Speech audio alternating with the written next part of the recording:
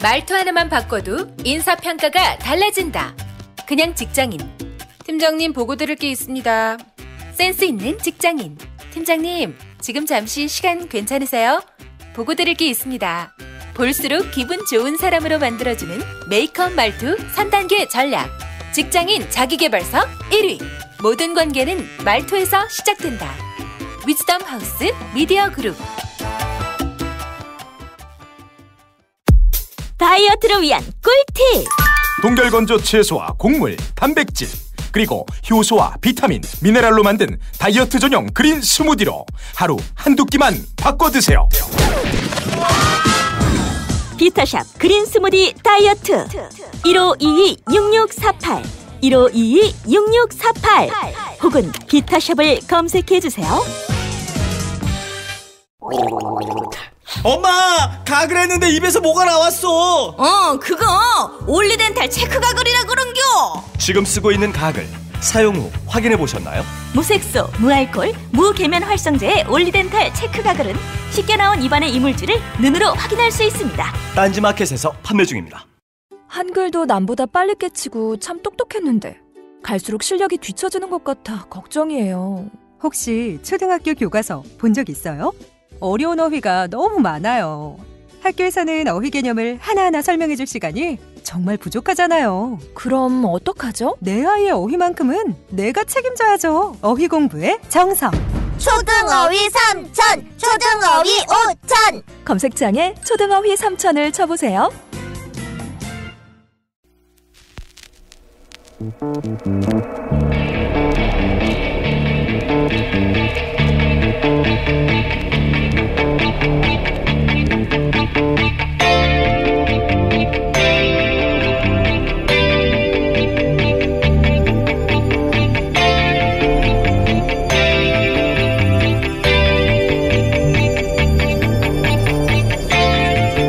안녕하세요, 김호준입니다. 지난 2014년 작성된 한 국제기구의 보고서에 따르면 원세훈 국정원장 재임 시절 국정원 사기가 급락해서 여러 명의 국정원 요원이 자살했다고 합니다.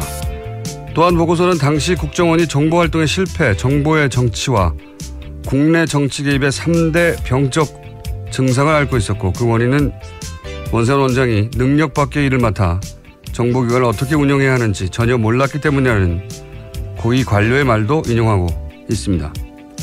설사 해당 기간 자살한 요원이 있었다 해도 그 죽음이 정말 원세훈 원장과 상관관계가 있는지 밝혀내기는 어려운 일이죠.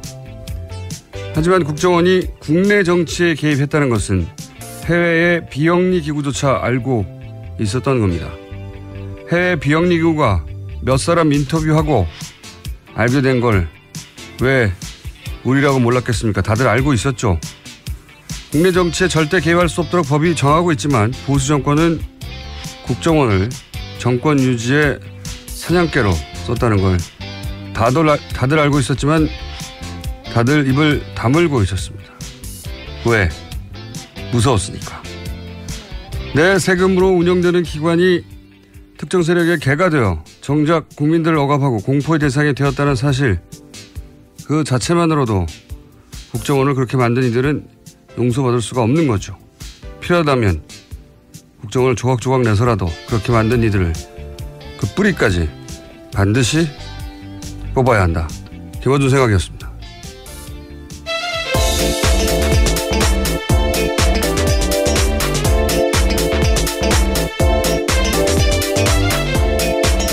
시사인의 김은지입니다. 자, 이런 보고서가 있었네요. 네, 어제 나온 건데요. 브뤼셀에 있는 분쟁 예방 비영리 기구인 국제위기그룹, 줄여서 ICG라고 부르는 단체에서 나온 보고서입니다. 원래 이 보고서 같은 경우 이미 알려진 바가 있는데요. 이러한 각주 내용이 이번에 새롭게 나온 겁니다. 그러니까요. 저도 봤더니 본문이 아니라 각주에 10명의 국정요원이 자살했다. 그 시기에. 예. 그런 내용이 있네요. 물론 국정원에서는 확인해 줄 수 없을 테고, 이 기관은 좀 찾아보니까 조지 소로스가 초기 펀딩을 한 기관이었습니다. 한 20년 됐고. 그러니까 아주 뭐랄까요, 세계적으로 큰 규모는 아니더라고요. 예. 그런데 그런 비영리 국제기구에서도 알 수 있는 사실을 우리가 몰랐겠어요. 네, 이미 2014년에 나온 건데요. 제목조차 한국정보기관 병적 증상의 위험성이라는 보고서입니다.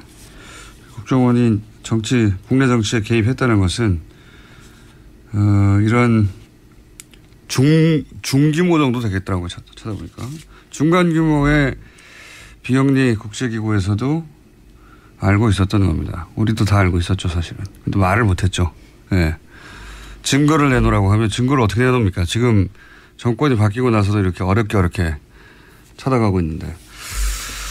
자, 관련해서 국정원 관련 뉴스가 제법 어제 많이 나왔죠? 예. 네, 많습니다. 우선 이명박 정부 당시에 국정원의 심리전단 활동 상황 담긴 보고서를 중앙일보가 보도했는데요. 해당 보고서에는 여론전 방법 성과 이런 내용들이 있습니다.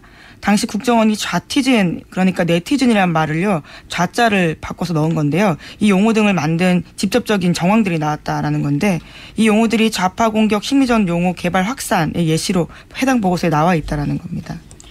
사대강을 공격해도 좌파라고, 좌티즌이라고 그랬었어요. 예. 국정원이 프레임을 만들고, 그리고 그 프레임에 맞는 용어를 만들고, 그걸 이제 댓글 부대를 통해서 유포하고. 그렇죠. 거기서 그치지 않죠, 사실은. 그거를, 언론을 통해 다시 2차 보도되도록 하는 일도 했었다고 저는 알고 있는데. 그러니까. 네, 그래서 해당 보고서를 보면요. 네. 자신들이 널리 배포했던 해당 게시물에 대해서 이것이 기사를 어떻게 다뤘는지에 대해서도 보고서가 쓰여 있습니다.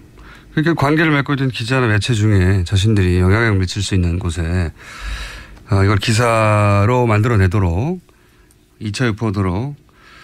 그러면 이제 저는 이런 뉴스를 볼 때마다 드는 생각인데 국가기관 뭐 언론사 손이 뻗치지 않은 곳이 없지 않습니까? 국정원이 그렇게 통제하려고 했고 이런 프레임을 유포하라고 했는데 그럼 그런 기사들이 노출되는 게 포탈이에요. 한국에서는. 예. 포탈에 영향력을 끼치려고 하는 것은 안 했을까 하는 의구심이 강력하게 드는 거죠. 포탈이 그냥 일개 사기업의 홈페이지예요. 생각해 보면 언론사도 국가기관도 뭐 여러 힘 있는 기관들에 대해서도 영향을 미치는데 포탈이 영향력은 대단한데 그 홈페이지는 그냥 사기업의 홈페이지거든요. 그런 유혹을 느끼지 않았을까. 가장 강력한 유포 수단인데. 뭐 정치, 법으로 못하게 돼 있는 국내 정치 개입도 서슴없이 해왔지 않습니까? 오랜 세월. 예. 그렇죠. 지금까지 드러난 바만 하더라도 어마어마합니다. 예. 그런데 포탈은 절대 건들면 안 돼. 스스로. 안 되지. 거기는. 이라고 스스로 그렇게 자제했다. 이거 믿기 힘들거든요. 예. 그런 합리적 의심이 들 수밖에 없습니다. 아직은 뭐 그런 뉴스는 없긴 합니다만 오랫동안 가져온 의구심입니다. 자, 또 관련 뉴스 이어가 보면 어떻습니까? 또 뭐가 있나요? 네. 이어서요. 국정원 내부 문건 또 내용이 있습니다. 원세훈 전 원장이 재임 시절에 간부회의에서 시국선언을 한 교수들을 겨냥해서 다 정리하라는 발언도 있다라는 건데요. 2009년 6월 19일 관련된 모두 말씀 녹취록에 따르면입니다. 원 전 원장은 각 부문 대학에서 교수들이나 전교조까지 나서서 시국선언을 한다는데 여러분들이 다 정리하는 맨 앞장에 서서 일해줘야 된다라고 이야기하고 있습니다. 당시에는 교수, 종교계 인사, 전교조 소속 교사들의 시국선언이 잇따랐었는데요. 실제로 원 전 원장의 발언 이후에 교육과학기술부는 전국 시도부 교육감 회의를 열어서요. 시국선언 참여했던 전교조 소속 교사에 대해서 징계 조치 요청했습니다. 그때 전교조 소속 교사 17,000명 전원을 징계하라고 요청했어요. 전원을. 그리고 교수들이 이제 그때 시국선언을 많이 하니까 뭘 했었냐면 대학 총장 400명이 기자회견을 합니다. 시국선언 자제하라고. 네, 전현직 총장입니다. 예. 그러니까 제가 이제 다시 한번 포탈 얘기를 하자면 대학 총장 400명을 모아서 시국선언을 하지 말라고 움직인 기관이 국정원이에요. 근데 왜 일개 사기업의 홈페이지는 전혀 개입하지 않았을 거라고 생각할 수 있겠습니까? 네. 어떤 식으로 어떤 방식으로 했는지 모르겠지만 영향력을 미쳤을 것이라는 강력한 의구심이 있습니다. 뭐 이렇게 지금 한참 국정원 TF가 움직이고 있으니 조만간 단서가 나오겠죠. 대학 총장 400여 명을 어떻게 이렇게 기자회견을 하도록 했을까요? 네, 방법이 참 궁금해요. 그리고 국정원 힘이 셉니다. 네. 자, 다음 뉴스는요. 네, 계속해서 관련된 수사 소식 전해드리면요. 이명박 정부 시절에 국정원 댓글 부대에 단가도 나왔다라는 JTBC 보도가 있습니다. 다른 사람의 게시물이나 댓글에 찬성이나 반대를 눌렀을 경우에는요. 건당 500원입니다. 하지만 댓글을 직접 쓰면 5,000원, 그리고 게시물을 직접 작성하면요. 10,000원 이상을 지급하는 식으로 운영됐다고 합니다. 또 한 가지 이제 이런 뉴스가 계속해서 나오고 있는데 궁금한 것은 지금은 없는가 하는 거예요, 저는. 예. 10여 년 가까이 특정 세력을 위해서 활동해 왔던 조직이 있지 않습니까? 다 갑자기 사라졌는가? 국정원이 상당 부분 외주화한 인력도 있고, 그리고 거기에 양지회 이야기도 계속 나오지 않습니까? 양지회는 뭐 자체적인 예산도 있고, 그리고 아예 오비가 된 사람들은 사업도 운영하고 있거든요. 예. 자금이 꼭 국정원에서만 나오는 건 아닐 것이다. 거기에서만 직접 나오는 게 아닐 수도 있다는 생각도 들고, 갑자기 다 사라졌냐, 그 많던 사람들이. 아직도 활동하고 있는, 조직이나 사람들은 없는지 궁금합니다. 이런 뉴스가 나올 때마다. 뭐, 건당 5,000원, 10,000원 받고 하는 사람들은 더 이상 안 할 수도 있죠. 예. 두 가지가 궁금합니다, 저는. 이런 뉴스를 볼 때마다 과연 모든 게 다 사라졌는가? 아니면, 그리고 동시에 포탈들을 어떻게 하고 싶은 유혹은 느꼈을 거라고 봅니다. 근데 느낀 유혹을 어떻게 했나, 실제로 실행에 옮겼나 하는 게 궁금증의 대상인데, 앞으로 뉴스가 나오긴 나오지 않겠는가 이제 짐작합니다만. 다음 뉴스는요. 네, 검찰이 관련자들을 계속해서 소환하고 있습니다. 소환자 중에는요, 퇴직한 영관급 장교 등 다수가 있습니다. 댓글부대 팀장으로 활동한 대령 등 영관급 장교 5명과 부사관 1명이 포함되어 있다고 KBS가 보도했는데요. 검찰은 팀장들이 알고 지내던 예비역 군인들을 팀원으로 모아서 군부대처럼 조직적으로 운영했다라고 판단하고 있습니다. 이런 게 내란 선동이죠. 군인 출신들을 뿌리까지 뽑아야 한다니까요. 너무 부끄러운 얘기도 합니다. 그냥 예비역 사병들도 아니고 장교 영관급을 데리고 와서 댓글 부대를 시킨 거예요. 이게. 그것도 장교 5명. 뿌리를 뽑아야 한다고 봅니다. 정말 철저하게. 아무리 오래 걸려도. 또 있나요? 관련 뉴스가? 네, 또 검찰이 관련된 압수수색도 진행했는데요. 그중에서 대형 포털 사이트 업체도 들어가 있다고 합니다. 네이버 다음 네이트 이렇게가 대상인데요. 민간인을 동원한 댓글 조작은 2009년 5월 달부터 시작됐는데 당시에 다음 아고라에 대응팀 9개 만들면서 조직적으로 동원됐습니다. 그래서 이후에는 포털 사이트가 확대되고 또 트위터 전담팀까지 생겼는데 그래서 이번에 검찰이 아이디 3,500여 개를 압수수색했다라고 합니다. 아이디가 3,500개밖에 없었을까요? 예.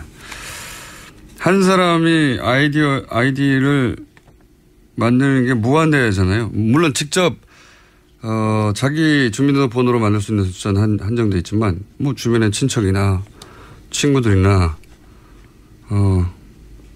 이게 3,500개밖에 안 될 리가 없다고 봅니다. 그리고 지금 상당수의 댓글들은 삭제됐겠죠 이미. 예. 네, 그죠. 이미 굉장히 지난 시간이기 때문에요. 2012년, 13년 수사할 때도 삭제된 댓글들을 복원하는 게 굉장히 큰일이었습니다. 또 이게 참 재밌다기보다는 섬뜩한 뉴스는 팀장급 중에 이미 사망한 사람들도 있다는 거예요. 예, 이런 걸 추적하다 보면 꼭 이렇게 사망한 사람들이 중간중간에 나옵니다. 젊은 사람들이. 라면 먹고 죽질 않나. 자, 그러면 이제 이렇게 새로운 게 많이 나왔으니 당연히 선고를 미뤄달라고 하겠군요. 예. 예, 원래라면 다음 주 30일, 그러니까 다음 주 수요일인 30일에 선고가 예정되어 있었습니다. 그런데 검찰에서는요, 새로운 사실들이 나왔기 때문에 선고를 미뤄달라고 법원에 요청했습니다. 당연한 것 같습니다. 다음 뉴스는요? 네, 5.18 관련된 소식도 어제 전해드렸었는데요. 또 새로운 이야기 전해드리겠습니다. 5.18 광주 민주화운동 당시에 계엄군에게 발포 명령이 하달됐다라는 군문건이 처음으로 발견됐다는 소식인데요. 문건에는 계엄군에게 1인당 실탄 20발이 지급됐다고 적혀 있습니다. 5.18 재단이 밝힌 문건인데요. 관련된 문건 하단에 적힌 숫자를 토대로 당시는 1980년 5월 21일로 추정하고 있습니다. 그때는요, 계엄군이 전남도청 앞에서 광주 시민에게 집단 발포한 날입니다. 김대중 노무현 시절에도 조사를 했거든요. 발포자를 특정하기 위해서, 발포 명령한 사람을 특정하기 위해서. 근데 이제 못했죠. 예, 못하고 노무현 정부 이후 다시 10년이 지나고 나서 다시 이제 이런 문건이 나온다는 건 그 긴 시간 동안 이런 문건들을 숨기려고 하는 세력이 계속 힘을 유지한 채 살아 있었다는 거죠. 예. 살아 있었다는 거고, 군대가 자국민에게 총을 쐈는데 그래서 수백 명 죽고 수천 명 다치고 했는데 아무도 발포 명령하는 사람이 없어요. 예. 30년 이상 지났는데 40년 가까이 되는데 아직도 못 밝히고 있는 거죠. 이번에는 꼭 밝혀야죠. 네, 그래서 진상규명에 나선 국방부가 5.18 관련 군문서를 함부로 폐기하지 말라는 지시를 정군에 하달했다고 합니다. 40년 지났는데 거의 폐기할 만한 건 폐기했겠죠. 그렇다고 해도 이런 문건이 곧 살아남아 있는 걸 보면 다 찾아내야죠. 예. 힘이 셌던 거예요. 예. 여전히 살아서 숨기고 있었으니까요. 다음 뉴스는요. 네, 박근혜 오촌 살인사건 관련된 뉴스입니다. 피해자인 박영철 씨의 유족들이요, 어제 문재인 대통령에게 사건 재수사를 촉구했습니다. 박 씨의 유가족과 한국기독교교회협의회 인권센터가 청와대 앞에서 기자회견을 연 건데요. 박영철 씨의 아들이 직접 입을 열었습니다. 아버지의 죽음은 정치와 밀접하게 연관돼 있다라고 주장하면서요, 부패한 정부를 바로잡기 위해서 아버지 죽음에 대한 재수사가 이루어져야 된다라고 주장했습니다. 또 박 씨는 누군가가 아버지의 입막음을 함으로써 반사이익을 보게 된 듯했다라고도 이야기했는데요. 당시 경찰 수사는 제대로 이루어지지도 않은 채 박근혜 전 대통령 오촌들 간의 개인적 채무 다툼으로 사건이 마무리됐다라고 지적했습니다. 저하고 조준희 기자가 이 건으로 강북 문턱까지 갔다 왔는데 바로 문 앞에서 나왔어요. 예. 허위사실 유포로. 예. 이게 이상하다, 이 사건이라고 주장하다가 그 이후 최근까지도 계속 이 사건을 추적한 사람으로서 이 유족의 주장에 적극 동의하는 바입니다. 정치와 밀접하게 연관돼 있다라고 이제 박영철 씨 아들이 지금 주장하는 거잖아요. 재수사해달라고. 제가 몇 년간 취재한 결과로도 그래요. 이건 뭐 아주 보통 힘이 아니라 아주 막강한 권력, 이 비호하지 않는 한, 배후에 있지 않는 한 있을 수 없는 일이었습니다. 네. 너무 많은 사람이 죽었고요. 그 이후로도. 매우 강력히 동의하는 바이고요. 재수사가 꼭 돼야 된다고 저는 봅니다. 채무 관계 때문에 형제끼리 서로를 죽이고 자살하고 말도 안 되는, 이 설명은 도저히 말도 안 되는, 김은지 기자도 초기부터 취재한 사람으로서 어떻게 생각하십니까? 실제로 채무 다툼이 없었습니다. 그러니까 뭐 물론 있었다라는 주장도 있지만요. 주장한 한 사람도 죽었어요. 예. 게다가 계좌 내역도요, 다 뒤져봤었는데 관련된 돈 거래가 있었던 흔적이 없었거든요. 예, 흔적도 없고 너무 이상한 게 많죠. 예. 그럼에도 불구하고 당시 경찰은요, 거의 수사를 시작한 지 사흘 안에 이런 결론을 내린 겁니다. CCTV도 조사해보지도 않고 휴대폰도 조사하지 않고 그냥 결론을. 근데 첫날부터, 예, 발견 첫날부터 자살이라고, 예, 그렇게 결론 짓고 시작했어요. 예. 자, 이 사건은 이대로 두면 또 수십 년간 안 밝혀집니다. 네. 이번 정권 내 꼭 밝혀야 되는 사건 중에 중요한 사건 중에 하나죠. 네, 그래서 드디어 가족들이요, 얼굴을 내놓고 물론 모자이크 처리해서 나가긴 했지만요, 자기의 이야기를 시작한 겁니다. 참 찾아야 될 게 많습니다. 자, 다음 뉴스는요? 네, 도널드 트럼프 대통령 소식입니다. 트럼프 미국 대통령이요, 멕시코 국제장벽 국경장벽 건설을 위해서라면 연방정부도 폐쇄하겠다라는 강경 발언했습니다. 트럼프 대통령은 22일 애리조나주 피닉스에서 열린 지지자 모임에서요.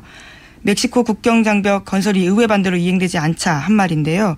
미국 전체의 안전이 위기에 처했다라고 주장하면서 의회를 비난했습니다. 트럼프 뉴스는 코미디 같아요. 코미디. 예. 멕시코 국경장벽을 건설하는데 의회가 그 예산을 통과시켜주지 않으면 행정부를 문을 닫겠다는 거잖아요. 네, 아예 문 닫아버리겠다. 셧다운 하겠다는 이런 거죠. 협박은 처음 들어봅니다. 참신한 협박이기도 하고 잠시 되돌려보면 트럼프 대통령이 멕시코와 미국 사이 국경에 장벽을 설치하겠다는 게 최대 공약 중에 하나였어요. 예. 그 불법 이민자들이 들어오지 못하게 하겠다고. 그런데 그때 뭐라고 큰 소리 쳤냐면 장벽을 설치하고 그 돈은 멕시코가 낼 것이다. 이렇게 주장해 왔거든요. 그런데 멕시코가 이 돈을 낼 리가 있습니까? 그러니까 이제 미국 돈으로 하겠다는데 미국 돈으로 하겠다니까 미 의회에서 통과를 안 시켜주고 있는 거예요. 그러니까 행정부 문을 닫아버리겠다고 협박하고 이게 무슨 코미디 같은 어느 나라에 있어도 코미디 같은 일인데 이게 이제 미국에 있으니까 정말 대단한 코미디인 거죠. 미국 같은 나라에서 이런 일이 벌어졌어요. 게다가 올해 1월이었던가요? 그 멕시코 돈으로 하겠다고 큰 소리 친 그때부터 이게 멕시코 돈으로 할 수 없다는 걸 자기도 알고 있었고 이게 다 거짓말이었다는 게 그 워싱턴 포스트인가 보도에 의하면 트럼프가 멕시코 대통령에게 전화를 해가지고 내가 멕시코가 돈을 낼 거라고 할 테니 멕시코가 돈을 안 낸다는 말만 하지 말라고. 소위 짜고 치는 고스톱을 하자라는 네. 이야기를 한 거죠. 그런 얘기를 했어요. 실제 그게 보도가 됐어요. 그 녹취록이 공개된 적이 있어요. 이거 하나만으로도 제가 보기에는 탄핵 운운해도 될 것 같은데. 그러니까 멕시코 장벽 건설을 미국 예산으로 할 수밖에 없다는 걸 뻔히 알면서도 멕시코 돈으로 할 것이라고 큰 소리를 쳤고 그게 안 된다는 게 들통날까 봐 트럼프 대통령이 멕시코 대통령에게 전화해서 내가 그렇게 주장하면 부인만 하지 말아달라고. 예. 뭐라고 그랬냐면 그러면서 그 돈이 세탁이 될 거기 때문에 둔갑을 한다는 거겠죠. 아마 정치적 프로파간다를 통해서. 그러니 그런 말만 하지 말아달라고. 언론이 이게 떠들면 큰일 난다고. 멕시코 대통령이 거기에 대해서 거부하죠. 당연히 일국의 대통령인데 그런 말도 안 되는 제안을 받겠습니까? 거부하죠. 이게 고스란히 보도된 적이 있어요. 예, 그래서 다음 달 30일까지 멕시코 장벽 건설 예산안 통과 안 되면요. 실제로 미국은 10월 1일부터 연방정부 업무가 일부분 정지됩니다. 아, 참 웃긴 사람입니다. 지난 일주일간 뉴스 중에 좀 중요했는데 다루지 못하고 넘어간 뉴스가 아프간 파병의 이유인데 시간이 없네요. 예. 한 가지만 언급하고 지나가면 왜 미국이 아프간에 다시 추가 파병을 했을까. 오바마 때도 이제 끝났다고 했거든요. 트럼프 대통령도 해외 파병 안 한다고 했는데 갑자기 파병을 했어요. 추가로. 여러 가지 이유가 있지만 그건 전문가가 다루게 될 것이고. 히토류라고 있습니다. 히토류라고 들어보셨어요? 네, 북한에도 뭐 히토류가 있다 이런 네. 보도를 본 적이 있는데요. 희귀한 광물을 뜻하는 거예요. 히토류라는 게. 희귀하다 할 때 그 희자입니다. 예. 토는 흑토자고. 여기에 이 히토류가 뭐 예를 들어서 영구 자석을 만들 수 있는 물질이 있거든요. 히토류 중에. 이게 태양열, 풍력, 스마트폰, 광섬유 이런 첨단 IT에 꼭 필요한 물질이에요. 이 물질이 파키스탄에 많습니다. 예. 그 이유도 있다. 예. 요건 다음 주에 한번 자세히 다뤄보겠습니다. 한 가지 분명한 건 미국이 아프간 국민들 삶을 위해서 이러는 건 아니라는 거죠. 예. 거기 간 거는. 미국이 왜 아프간 국민들 삶을 자기 돈을 써가면서 살피겠어요. 예. 자기들 국민들 다 못 챙기는데. 돈 때문에 가는 거다.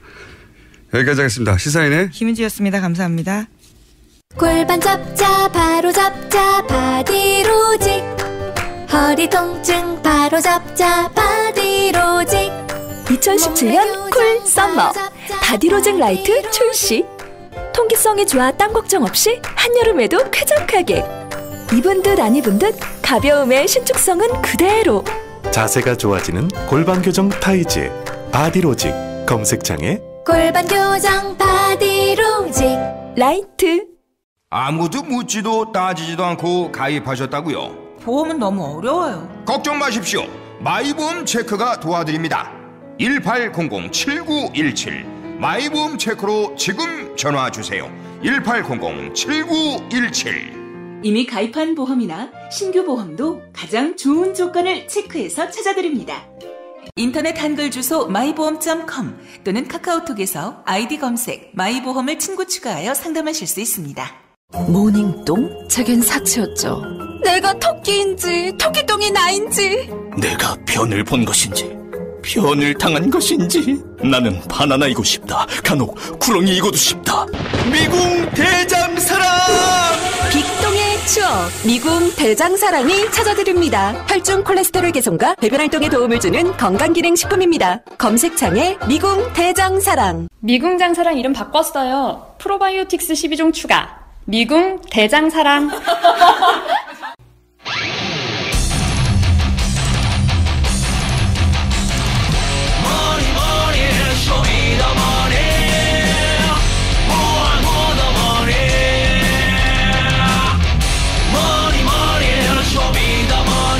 최순실과 재산 추적 프로젝트 쇼미더머니. 은닉 재산을 다 찾아내시는 분. 아직 다 찾아내지 못했습니다. 찾아내실 예정인 분입니다. 안원구 전 대구지방국세청장님 나오셨습니다. 안녕하십니까? 안녕하십니까? 네. 저희가 이 종잣돈 추적 중에 추적하다 보면 이명박 전 대통령과 연결되는 고리가 조금씩 등장한다. 이런 말씀하신 적이 있어요. 네. 그렇죠? 그리고 또 최근 들어서 이명박 전 대통령 뭐 댓글 부대도 그렇고, 예. 또 주진우 기자가 주초에 등장해가지고 BBK 이야기를 다시 꺼냈던 바도 있고 해서 저희가 이제 언젠가는 할 거라고 생각해 왔던 안원구 전 대구지방국세청장님께서 대구국세청장 시절 차기 국세청장이라고 물망에 오르고 다들 그렇게 생각하다가 어느 날 갑자기 감옥에 가버렸어요. 그 감옥에 가게 된 사건이 바로 이 BBK와 대단히 밀접한 관계가 있습니다. 해서 오늘은 그 얘기를 좀 해볼까 합니다. 예, 감옥에 가시게 된 사건은 지금은 가물가물하실지도 모르겠는데 BBK라는 사건은 도곡동이라고 하는 곳의 땅 판매하고 매우 밀접한 관계가 있습니다. 그렇습니다. 왜 밀접한 관계가 있는지 한 줄로 요약하면 도곡동 땅을 팔아서 그 돈이 다스라고 하는 자동차 시트 커버 만드는 현대자동차 납품회사, 이명박 대통령이 자기 거 아니라고 주장하는, 절대 자기 거 아니라고 주장하는 그 다스에 그 돈이 들어갔고 그 다스에서 돈이 190억이 BBK로 갔거든요. 그렇습니다. 그래서 도곡동 땅 주인이 다스 주인이고 다스 주인이 BBK 주인이다. 이게 공식이 성립돼요. 예, 그렇습니다. 네. 그렇기 때문에 도곡동 땅 진짜 주인이 누구냐 이렇게 거슬러 올라가면 결국은 BBK 주인이 나오는 거죠. 그렇습니다. 네. 그래서 도곡동 땅이 중요한 것인데 그런데 이 엄청난 정치적 사건에 평생 공무원만 하셨던 안원구 청장님이 여기 덜커덕 걸렸어요. 어떻게 된 사건인지. 자, 그 대선 때 그렇게 얘기했죠. 이명박 전 대통령이 내가 BBK 주인이면 대통령 그만두겠다. 네. 그런 말까지 했을 정도로 절대 부인했던 그렇습니다. 사건인데 그런데 이제 도곡동 땅 주인이 이명박 전 대통령이라고 하는 전표 그렇게 표시가 된 전표가 있었고 그거를 본인이 원하지 않았는데 봐버린 거죠. 그렇습니다. 원하지 않았는데 찾은 게 아니라 그냥 봐버린 거죠. 예. 그때를 좀 설명해 주십시오. 예. 2007년 한 7, 8월경으로 지금 기억이 되는데 한 10년 정도 됐죠. 됐는데 그 당시에 제가 이제 그 포스코 건설 그렇게 도곡동 땅을 산 회사가 포스코 건설입니다. 그 회사를 정기 세무조사를 하고 있었어요. 정기 세무조사. 대구지방국세청에서. 그 예정돼 있던 정기 세무. 그렇습니다. 그래서 그걸 조사를 하고 있는데 그 과정에서 갑자기 이제 그 조사국장과 조사과장 그다음 팀장이 저한테 급한 보고가 있다고 해서 제 방을 들어오게 됩니다. 그래서 이제 보고를 받아 보니까 지금 아까 이야기하신 그 전표 만 아니고 몇 가지 서류가 더 첨부된 도곡동 땅 문서라고 하는 게 이제 하드카바에 무슨 색깔이었습니까? 노란 색깔이었던 걸 기억을 하는데요. 하드카바에 그 위에다가는 도곡동 땅 165- 몇 번지 뭐 이런 식으로 세 개의 필지가 이제 기록이 돼 있고 그 밑에 중간에 왜 흰색으로 이렇게 돼 있지 않습니까? 저희가 전표를 본 적이 없어요. 그 하드카바 양식이 그렇습니다. 하드카바 양식이 제목으로. 예. 그런데 그 밑에에 실소유주 해서 손글씨로 크게 땡땡 이명박 이런 식으로 돼 있었죠.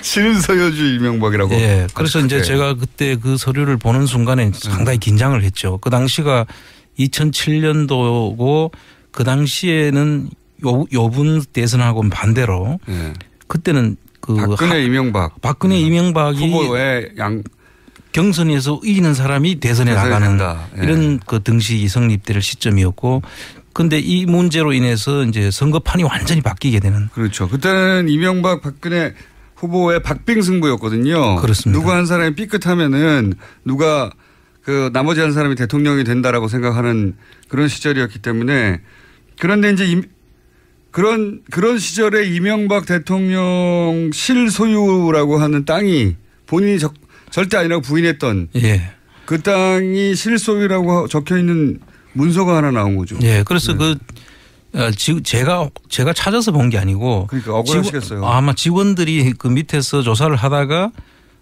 자기들도 심각성을 느꼈기 때문에 이제 절차를 밟아서 저한테까지 보고가 돼 있겠죠. 청장한테 달려온 거군요. 그렇습니다. 그래서 그 보는 순간 얼마나 긴장했겠습니까. 지금. 그걸 봐버린 덕분에 감옥까지 가셨잖아요. 그렇습니다. 그러면은 누가 썼는지 모르시는 거죠, 당연히. 포스코 건설 당시에 이제 그 조사를 할 수 있는 장부 더미를 저희들이 이제 가지고 왔는데 그 속에 있었던 문건 중에 하나였거든요. 누군가 준 게 아니고. 그렇죠. 그러니까 직원들도 처음에는 그걸 받아와서 그 내용을 보기 전에는 잘 몰랐죠. 그 실제 그 내용이 뭔지도 모르고 가지고 왔다가 이걸 이제 가져와서 이제 정리를 하면서 보는 과정에서 그 문건을 발견하고 그 긴급하게 저한테 이제 와서 보고를 한 그런 과정. 그게 그 포스코가 그 땅을 산 게 몇 년도입니까? 그 땅을 산 거는 95년도입니다. 굉장히 오래된 일이에요. 굉장히 오래된 거죠. 그 목격이라고 해야 되겠네요. 그렇죠. 목격하신 때로부터 12년 전에 땅을 구입했고 그게 아마 땅을 구입하면서 포스코가 이 땅 실제 주인은 그때 당시에는 국회의원이었죠 아마. 그렇죠. 이제 95년도 96년도에 국회의원이 되는데. 되게 직전이에요. 96년도인가 거기에 세계일보에도 그 사실 나중에 보니까. 맞습니다. 그 세계일보 기사가 있었더라고요. 맞습니다. 그런데 이제 이게 사실 실소유주 논란이 있는 땅을 그때 팔았다 뭐 이런 얘기가 있었어요. 그렇죠. 그때는 언론이 보도를 했어요. 그렇습니다. 그래서 2007년도에 저희들이 조사 대상 연도는 2002년도 3년도였거든요. 정기조사는 2년을 보통 조사를 하는데 그러니까 2002년 3년도 조사 대상인데 그 서류는 95년도 서류잖아요.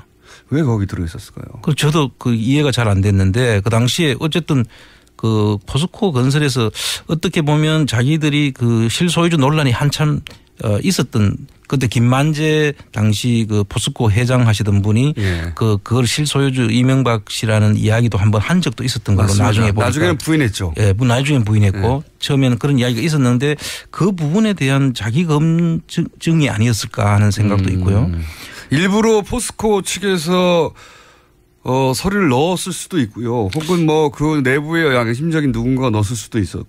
있고요. 그럴 수도 있습니다. 하지만 포스코에 되물어보지는 않으셨죠. 예, 되물어볼 수도 없었던 게 이게 한 사람이라도 밖에 더 나가면 그 당시 국세청 입장에서는 정치 한복판의 회오리로 이제 저희들이 작용을 할 수가 있어서 그 정치판이 완전히 흔들리는데 그 한 가운데 우리가 들어가는 것이 상당히 두려웠고 공무원으로서는 절대 거기에 휘말려서는 안 된다.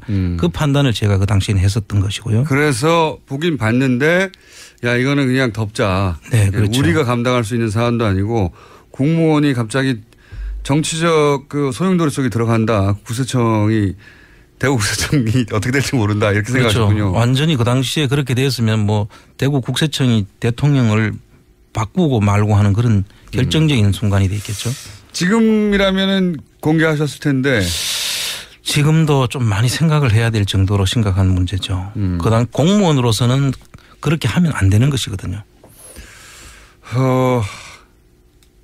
두려우셨겠습니다. 이와간 그래서 그때 같이 본 사람이 몇 명 됩니까? 그러니까 그 당시에 저한테 이제 보고를 들어와서 한 사람이 국장, 과장, 이제 팀장이었고 그 밑에도 반장도 있고 또 그 여러 사람이 있습니다. 조사. 그래서 제가 볼 때는 최소한 10몇 명 정도는 같이 이 부분을 공유했다고 저는 보고 있습니다. 직접 보고한 사람은 당연히 알고요. 예. 근데 나중에 이게 문제가 됐을 때 이분들이 봤다고 하지 않고 부인했죠. 그렇죠. 그분들은 이제 제가 그때 이 문제로 인해 가지고 문제가 되고 난 다음에 이 문제가 불거졌고 그 당시에 또 중간에 감찰 조사도 이제 내려갔었고 그런데 그 감찰 조사를 처음 내려갔을 때는 내부 조사였기 때문에 이걸 사실이라고 이야기를 했습니다. 처음에 내부 감찰했을 때는 이야기했는데 나중에 검찰 조사에서는 그런 사실이 없다라고 했다고 해요. 제가 직접 듣지는 않았는데 그런데 나중에 들은 이야기는 이거를 덮는 쪽으로 유도를 했다. 누군가가 누가 유도했답니까? 검찰 쪽 조사에서도 그 조사를 받은 직원의 전언에 의하면 이걸 이제 이야기를 사실대로 이야기 안 하는 쪽으로 방향을 이야기했다고. 거짓말하라는 거잖아요. 그러니까 뭐 대놓고 한 건 아니겠지만 그때 그 현직에 있었고요. 또 그 직원들은 이명박 정권 하잖아요. 그 제대로 하면은 그 직원들이 아마 근무를 할 수가 없었겠죠. 어쨌든 그때 봤던 사람들이 나는 못 봤다고 다 말을 바꾼 것으로 알고 계시다는 거죠. 예, 지금까지는 그렇게 알고 있습니다. 그리고 그걸 검찰이 유도를 했고. 예. 네. 그리고 나서 이게 이제 본격적으로 본인에게 이 고초로 인생을 완전히 바꾸거든요, 이 사건이. 인생을 바꾼 고초가 되기 시작한 게 어느 시점에 어떤 일로 되기 시작한 거예요? 그런데 제가 그 이야기를 이제 감찰 직원이 이제 내가 MB 뒷조사를 한 사람이라고 이제 그 청와대 그에다가 보고가 돼 있었다는 거예요. 그래서 조난 자료에 나는 이명박 뒷조사를 한 사람이니까 이명박 정권 하에서 당신이 어떻게 얘기를 근무할 수 있겠느냐. 그래서 그런 얘기를 들으셨어요? 예, 사퇴를 하라. 그래서 아니 내가 그 뒷조사를 한 적도 없지만 또 뒷조사를 안 했다는 그거를 내가 반증하는 이야기를 할 수도 있다. 그래서 제가 전혀 그 이야기를 하지 말라고 했던 이야기를 내부적으로 제가 이야기를 하게 됩니다. 뒷조사를 했다고 저를 몰아붙이기 때문에. 뒷조사를 했다고 몰아붙임을 당해서 아니다. 난 뒷조사를 한 게 아니고 그런 지금 말씀처럼 자초지종을 말씀하셨겠네요. 그렇죠. 오히려 내가 본 사람이지만 내가 그거를 공무원이 정치 개입해서는 안 된다고 해서 그걸 덮었던 사람이지 어떻게 내가 그걸 본 사람이냐. 내가 뒷조사를 한 사람이냐. 이렇게 이야기를 하고 난 다음부터 그걸 전부 다 방향이 바뀌어집니다. 오히려 내가 그런 본 사실을 가지고 내가 이명박 정권하고 맞서려고 한다. 제가 이제 누군가 음해가 시작된 거네요. 김대중 노무현 정부에 청와대에 7년을 근무했다는 것을 이유로 저를 완전히 그 이명박 정권에 이제 맞서려는 사람으로 이제 둔갑을 합니다. 그래서 계속 누가 그렇게 만든 겁니까? 당시에 뭐 여러 군데서 아마 작용을 했을 것 같고요. 그 당시에 이제 청장이었던 한상률 청장하고 저하고 대립 관계에 있었고, 그 다음에 이제 청와대 민정이 나중에 저를 또 국세청에서 감금하는 사건까지 벌어지거든요. 감금을요? 예. 그래서 감금할 만큼 뭔가 험하게 안 생기셨는데 무슨 일로 감금 글쎄 말입니다. 그때 그것도 그 직원들한테 수치스럽게 4명한테 내가 손을 잡혀가지고. 아, 그래요? 수사관도 아닌데 영장도 없이 그 국세청 간부를 그 빈 방에 12시간을 감금을 하고 핸드폰을 뺐습니다. 국세청 직원들을 시켜서요? 시켜서 국세청 감찰 직원들이 저를 그렇게 하죠. 그런 일을 겪으셨고 네. 그렇게 치욕적인 일을 겪으셨네요. 그리고 나서 한편으로는 그런 얘기도 세간에 있지 않습니까? 한상률 청장이 본인이 국세청장이 되기 위해서 그 이전에 국세청장 1순위로 꼽히던 청장님에 대해서 이렇게 음해를 한 게 아니냐라고 하는 세간의 루머도 있었지 않습니까? 네, 그 당시에 한상률 청장은 청장이 돼 있었고요. 네. 이제 자기가 그 노무현 정부 정권에서 이제 청장으로 임명을 받은 사람인데 그 이명박 정부에서도 이제 다시 연임을 하려고 그렇죠. 연임 했었죠. 임명이 아니라 연임. 그래서 연임을 할 때 이제 저를 또 이용을 합니다. 그래서 연임을 성공하고 난 다음부터는 저를 제거하는 작업에 이제 돌입을 하죠. 그리고 월간조선 기자가 이 사안을 앞뒤를 취재해서 보도를 한번 하려고 했었다면서요? 예, 그 월간조선 기자가 이제 처음에 이런 소문들이 이제 돌고 하니까 아마 취재를 했던 것 같고 그 당시에 취재하는 과정에서 이제 도곡동 땅 이야기까지 이제 그 취재가 다 된 걸로 제가 나중에 그거는 밖으로 이제 그 보내지는 못했는데 그 사장화된 그 기사를 제가 본 적이 있습니다. 보내지 못한 기사를. 보내지 못한 기사를 보니까 이제 도곡동 땅에 대한 그 실체에 상당히 많이 접근을 했고 그 내용들을 이제 가지고 이거는 끝까지 그 사실을 밝혀야 되지 하면서 그걸 국세청하고도 계속 그 접촉을 했었더라고요. 그 어느 정도 가까이 갔던가요? 거의 사실에 만났는 것 같기도 하고 저 직원들을 그래서 그 사실이라는 것을 알고 실소유주가 이명박 전 대통령이라고 써있던 전표가 사실이었다는 걸 확인을 했던 것 같고요. 확인했다는 것 같고. 그리고 국세청이 이제 전방위적으로 이제 저한테 압박을 가해 올 그 시점에 그 전방 압박을 가하는 사람들하고도 다 인터뷰를 했더라고요. 그리고 나서 갑자기 미술품 강매 혐의로 체포되셨잖아요. 그렇습니다. 안한국 청장님이 미술품 강매 혐의로 체포가 돼가지고 미술품 강매 혐의는 모두 무죄가 났는데 변호사법이 참 특이합니다. 변호사법 위반으로 2년간 감옥에 가셨어요. 그 기간에. 통상 나중에 알은 이야기인데 변호사법 위반으로 이렇게 그 실형을 사는 경우는 없다고 해요. 그리고 이것도 변호사법 위반도 정말 이해할 수 없는. 변호사가 아니신데 어떻게 변호사법 위반이죠? 이렇게 구성을 했던 것 같아요. 그 당시에 이제 친구한테서 돈을 빌린 게 이제 물론 집사람이 빌렸는데 빌리면서 이제 그 차용 증서도 쓰고 다 가지고 있고 우리가 빌렸다고 했고 수사를 빌려준 사람도 빌렸다고 했고 빌려준 사람도 빌려줬고 우리도 빌렸다고 했고 그게 다 미리 이제 다 이야기가 된 상황인데 다 있는데 계속 그 확인하니까 사실이 자꾸 맞아지잖아요. 빌려준 거 맞고 차용증도 그 자기들이 가서 압수수색 해가지고 찾아낸 차용증인데 그 상대방 그 빌려줬다는 친구. 뭐가 문제가 된 거죠, 근데? 근데 이제 나중에 계속 빌려줬다고 하니까 그럼 안 주면 안 받으려고 했다라는 말을 그래서 기록을 받아낸 거예요. 안 주면 안 받으려고 했다. 그럼 그걸로 진짜 실형을 사신 겁니까? 예, 그렇게 지금 구성이 되어 있습니다. 대단한. 그 기자는 왜 월간조선 기자 기사를 왜 못 냈답니까? 그 당시에 월간조선 기자 이야기로는 그 기사를 쓰고 나가려고 한다는 것을 알고 그 당시 국정원 국장이 여러 번 찾아왔다는 거예요. 국정원에서 나중에 그 기자한테 제가 들은 이야기인데 국정원 쪽에서 그 기사화 하지 말라고 여러 번 이야기를 했었고 또 그 당시에 그 박근혜 파일이라고 하는 그 국정원 전 직원이 옛날에 그 작성한 분이 있습니다. 박모 씨라고. 그분이 자유총연맹에 있었는데 그분조차도 또 전혀 관계가 없을 것 같은 그분이 또 거기 찾아왔더라는 거죠.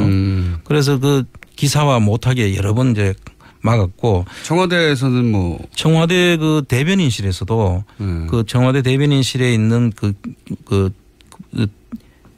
기자가 그걸 또 와서 아는 그 기자하고 서로 알고 지내는 사이인데 그 기사를 하지 말라고 이야기를 들었다. 청와대 대변실에 있던 전직 기자가. 그래서 아마 전방위로 아마 이 내용을 막으려고 했던 것 같습니다.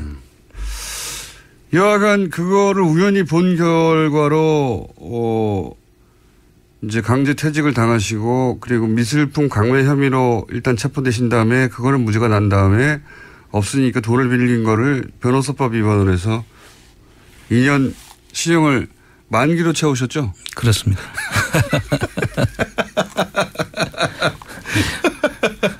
우연히 봤는데. 그렇습니다. 예. 네.